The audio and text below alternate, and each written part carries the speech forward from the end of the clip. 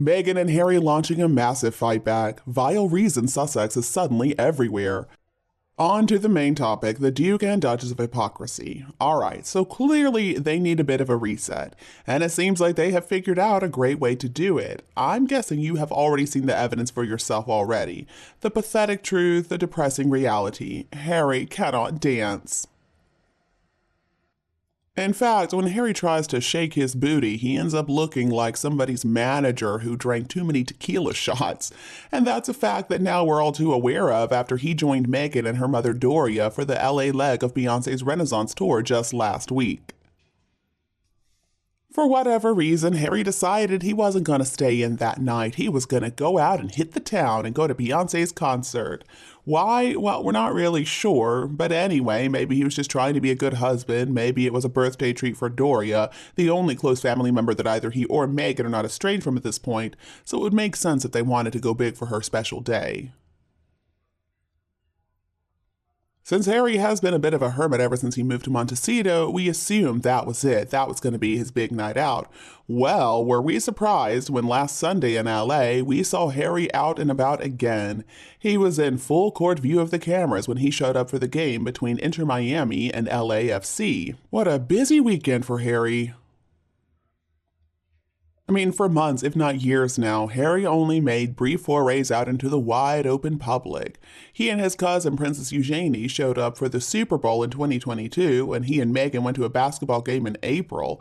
But now it looks like we have gotten two very high-profile outings from Harry in the space of less than 48 hours. What exactly is going on here? Also seems kind of weird that supposedly Meghan went to Taylor Swift's concert just last month, but there was no photo available of her from that event. But anyway, boy, this Beyoncé outing was filmed and photographed by the public more energetically and from more angles than a presidential meet and greet. Alright, so one explanation could be that Meghan and Harry have decided that their image as these whiny, entitled brats is not a very popular image. Well, yeah, obviously. So maybe they're trying to appear more peppy and more upbeat. What is the explanation behind this change, though? I'm not really sure. I mean, maybe they're just really loving life right now. Or I don't know, maybe I'm just crazy, but could this sudden return to the spotlight have anything at all to do with the events that are coming up this week, which are going to see Meghan and Harry really ratchet things up, going into overdrive as they're finding their careers and their brand as a whole at a real crossroads? Well, let's get ready for a lot more of Harry, because he's about to return to the fore with gusto. Alright, so let's talk about what's going to be happening this week. So Harry is set to fly alone to the UK for the Well Child Awards on Thursday. He's going to give a speech just a few hours before the first anniversary of his grandmother's passing, giving him what might turn out to be an irresistible opportunity to beat his family to the chase when it comes to marking the occasion. And then on Saturday, Harry's going to head to Dusseldorf for this year's Invictus Games. That, of course, is a sporting competition for wounded, injured, and sick service people, which, thanks to the power of the royal family, Harry was able to found almost a decade ago. Later during the games, Harry is also going to celebrate his 39th birthday. So this week for Harry really is it. It is his best chance ever to hit reset after a year that has been pretty rough for him. I mean, he enjoyed a lot of commercial success, but at the same time, much of the world became sick and tired of him and Meghan. In the space of only a month, from early December last year until early January of this year when Spare hit shelves, Harry's approval rating in the US sunk 45 points, and then Meghan's plummeted 36 points, and that's according to polling from Redfield and Wilson and Newsweek. Since then, their numbers have improved a bit, but still, such a catastrophic toppling off the approval cliff really says a lot about how fast attitudes shifted towards them. And if things are not looking great in the US, then in Britain they're even worse.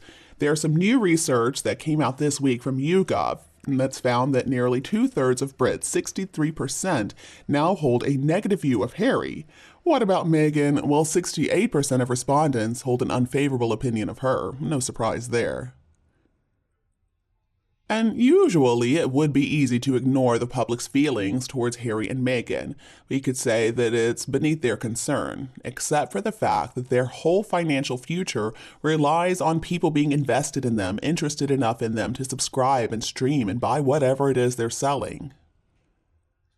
Last week, Harry's first solo project was released, Heart of Invictus. It was a 5-part docu-series, and boy was it a tearjerker. And while it was moving, it was also a bit long. While the critical reception, at least according to those outlets that bothered to review it anyway, has been mostly positive, the public has not been very excited about the project. Again, the numbers tell a pretty depressing story. In the 2 days after Spare was released, the tell-all got 970,000 mentions on X, formerly known as Twitter.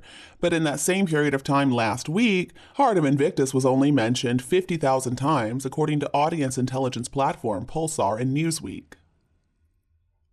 To look at it another way, we can say that Heart of Invictus created a little bit more than 5% of the social media hullabaloo of Spare, and that according to Flix Patrol, Heart has failed to register in the top 100 most watched TV shows on Netflix right now. So this means that of the 3 projects that Archwell has worked on, Harry and Meghan, Lead to Live, and now Heart of Invictus, 2 have failed to land altogether when it came to the audience. Meanwhile, based on the information we've got right now, it's not like Meghan and Harry really have any other ideas.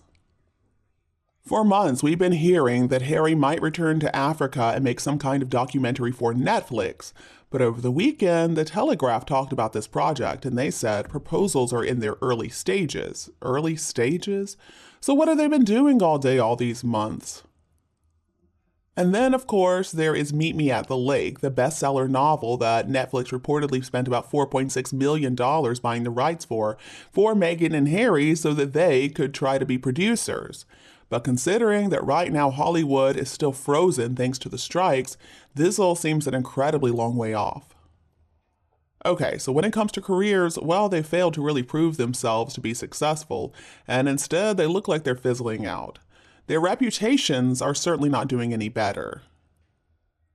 The events of the last year, thanks to the docu-series, Spare, and all the interviews that we've had to put up with. Basically, they've just made themselves look like a couple of people who seem more than happy to wait around forever in the shallows of self-pity, and sometimes mix it up by attacking the royal family. Right after Megxit, I remembered that Harry and Meghan were supposed to be the new power players in Hollywood. Well, that simply hasn't happened. Instead, they've made themselves look like a couple of people who want to throw their families under the bus and lob all these grenades at the palace to make a quick buck. Doesn't really make them inspiring or sympathetic figures. So with Invictus, are they going to be able to turn things around this week? Maybe. Are they going to be able to change public perception of them? I'm not sure. Now, if you watch Heart, you are reminded of how great Harry can be when he manages to focus on something other than the fact that he didn't get as many sausages as his brother did at breakfast.